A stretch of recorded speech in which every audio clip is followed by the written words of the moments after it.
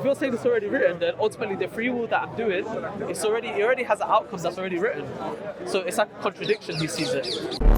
It's a phenomena today that we have in modern society that unless I see it, then it doesn't exist. If I don't see it, I can't experience it, it doesn't exist. And what I would say, that's a very arrogant position to be in, because much of what we accept is through the testimony of people that we trust. That's not blind faith, that is having faith in the best and the highest of authority, which is Allah, and the one that He sent, the Prophet Muhammad, peace be upon him. Blind faith would be that I haven't established those things, and then I'm told that angels exist. Okay, all right, I believe in angels. I'll ask my next question as well. So my next one's a common one: free will and determinism. So just to kind of briefly explain, like kind of what I said to him. I said to him like, so of course we know like everything is written in the Law al-Mahfuz. If I pronounce it correctly. Yes. So of course, in a sense, we do have free will, but ultimately it will be no different to what was already written. Yes. So now he says, how can we even reconcile? Because if you're saying it's already written, then ultimately the free will that I'm doing, it already has an outcome that's already written. So it's like a contradiction, he sees it. This subject of Qadr is something that has been discussed for centuries, right? The Prophet ﷺ said, when this subject comes up, leave it. Do you know what? I was just about to say, do you know what I told him? I told him, look, I'll be honest with you, bro, this is something that we can't comprehend. Yes. But you know what he told me? He said, you're just saying that because you don't have a response. No, the Prophet Muhammad ﷺ said, when this subject of Qadr comes up in a deep discussion, leave it. Why? Because you can't fathom the reality of how the Qadr works, the mechanics of how it works. Allah's the whole picture, we only have the pixel. Right. What we need to know is this: however that mechanism of Qadr works, is it fair? Is it just? What does Allah say? Allah says that Allah is the supremely just, the most just, the perfectly just. Okay? So Allah says that Allah is the perfectly just. So this concept of Qadr, the mechanics of how it works, will be completely overwhelmed with or covered with, ordained with Allah's mercy and complete justice. So on the day of judgment, none of us will say to Allah that this concept of Qadr was unfair on me, Ya Allah, was unjust on me, Allah. None will complain. In fact, on that day, Allah says, we will not only accept all of our wrongdoing, you see, and we will never say to Allah, and the disbelievers will never say to Allah, but you treated me unjustly because of this Qadr. What will they say? Send me back. Send me back so I can change my ways, so I can do things differently. They will accept ownership of what they did. So I don't try to explain Qadr. I explain it that it is indeed a subject that the Prophet Muhammad himself ﷺ said, don't enter into deep discussion. It's beyond our capacity. It's beyond your ability to comprehend. But alhamdulillah, we have faith and we have assurance that Allah is completely just and He's merciful and He will treat us with complete justice and mercy. And as a mu'min, as a believer, hopefully inshallah, as a mu'min, hopefully inshallah, that's all we need to worry about. That alhamdulillah, Allah said it's just, so why do I need to worry how it works? And if Allah has already told me to believe in the seen and believe in the unseen, maybe these are one of the things that are the unseen. that I accept on faith because I have verified the source. The Quran is indeed from Allah.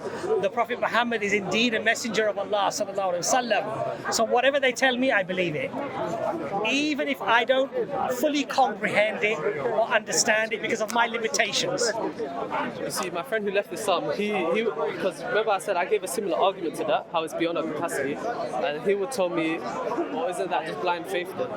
We're kind of just sweeping it under the carpet, just saying, oh, God's the most merciful, therefore just trust Him. Blind faith would be not establishing that the Quran is from Allah. Blind faith would be not establishing that this man in the 7th century who was a shepherd, as were most of the prophets, claimed to be the prophet of God sallallahu alaihi wasallam, and not establishing those facts. Once I establish those facts, Allah tells me that angels exist. Have I seen angels? No. Do I believe they exist? Yes. Why do I believe they exist? Because Allah told me that He created them and they exist. You see my point? It's a phenomena today that we have in modern society, that unless I see it, then it doesn't exist. If I don't see it, I can't experience it, it doesn't exist. And what I would say, that's a very arrogant position to be in, because much of what we accept is through the testimony of people that we trust. I've never seen a quark. I've never seen how quantum particles work. I've never seen man physically actually land on the moon. Or how tuberculosis, doctors like mashallah Dr. Imran, how they prescribe medication and how that works within the system. But who do I go to if I'm ill? I go to a person of authority who knows how to treat that ailment. So I go to the doctor. I say, doctor, I have a headache. And okay, so he'll do the prognosis, right, on your symptoms. Now, do I check your certificates? Where's your certificate on the wall? Where did you study? Did you really study there? Let me phone the university. I don't do that. So now I've verified the source of the Quran being from Allah, and the Prophet Muhammad established that being sent by Allah subhanahu wa ta'ala. Do I need to now analyze everything they said, or whether it's true or not true, or whether I agree with it or don't agree with it, or whether I understand it or I don't understand it? That's not blind faith. That is having faith in the best and the highest of authority, which is Allah, and the one that He sent, the Prophet Muhammad, peace be upon him. Blind faith would be that I haven't established those things, and then I'm told that angels exist. Okay, all right, I believe in angels. This exists. All right, I believe in that. That's blind faith. In Islam, we don't believe in blind faith. Of course, yeah. That's why our arguments in Islam, and as Islam spread, it was spread with intellectual discussion, intellectual arguments, through persuasion, through evidence. It was not just, oh, you got to believe this because it's a fantastical story, because it sounds really fluffy, really interesting. That's not how Islam spread. Today, Islam is spreading in the West, amongst the educated of the West. They're not coming into because of some fluffy story. They're coming in through rational investigation, rational, arguments, and then comes the blind faith in believing in the things that it tells them exist. And this is like one thing I'll say to him. I'll say Do you want to add anything to that? Sorry. Is that all right? I'll say to him. He'll say it much better, much very concise. I'll just go round the houses. That's my habit. I'll just listen to you because I like the way you articulate that. Yeah. And like with him, like it's hard because he's so respectful, but he's so passionate at the same time. So he's like to me, "Oh, Rayan, you don't have a response. You don't have a response." I'm saying to him, "Bro, what do you want me to say? Do you want me to tell you that? Oh yeah, do you know what? It's not written, and that yes, you have 100% free will, and that ultimately God doesn't know the outcome. That means I'm rejecting the fact that Allah is all knowing. Is that what you want me to do?" Is he an atheist? Yeah. No, he's agnostic. Yeah. So he was a Muslim before. He was brother who brought him into the deen. Mashallah. And then He was very, Shaitan like, misguided practicing. him, and obviously these arguments that he's giving are actually very basic and very sort of regular arguments. That Some of people, them I said are a bit emotional on his part, but he didn't see it as Something emotional. happened to him. Not that I know of. He has a good family. His family are very are good practicing Muslim family. What happened to him? Because usually, often, it's not. The thing isn't an intellectual thing. The problem is something else has happened that's usually emotional, and it's usually related to either some sort of relationship or something they want to do that the deen doesn't allow. And so, ultimately, what they do is they don't want to follow. They follow their desires. The desires, and then they post hoc rationalize the reason they left. And I said do you that think to I'm him as accurate? well. Do you think I'm accurate in that? I made that assumption, Yeah. and he was saying, "Why would you assume that of me?" He's saying, "If you want to think that to make yourself feel better, then you can go and no, think no, that." not about it's feeling not about feeling That's better. what he told me. Dr. Imran's point actually, Yeah. when because I made the same point as well. we speak to a lot of Yeah. people who've left Islam, Yeah.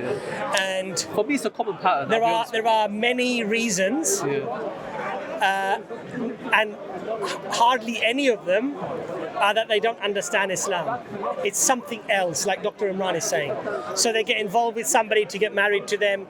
Then Islam says, well, actually, you can't marry this person. Or they're down a slippery slope where they maybe start clubbing, they start doing things, Well, that, I'll be, and they start moving away from Islam.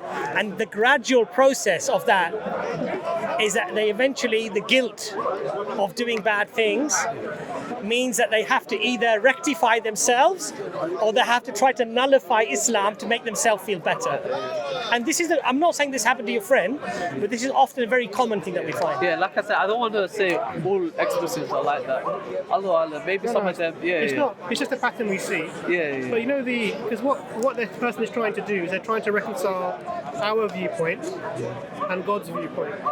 They're trying to reconcile this. Now, we don't have access to God's viewpoint, Of course. so it's an unknown for us. So we're not going to be able to complete this sum. It's not going to compute for us. And the deeper you go, it's not going to change it because there's one thing that we can't access that's an unknown. Now, so then what you do is you follow criteria, just like with any other unknown, like the angels, Brother Abbas mentioned, the other things of the unseen, is you establish a criteria that this is, I've verified the source, I've verified the authenticity of this text, the message that's given is consistent, and then there are some things that I don't have access to, the Lawh al-Mahfuz, the angels, the hell, the heaven, Qadr, how Qadr works, like all of these things, and we don't have access to that. So what you do is you're epistemically humble. You humble yourself in terms of my access to knowledge. Just like when you go into university, just because you've had a few lessons, you don't assume you know what the professor knows. Of course, yeah. And you would assume that actually the professor knows some things that I will not have access to.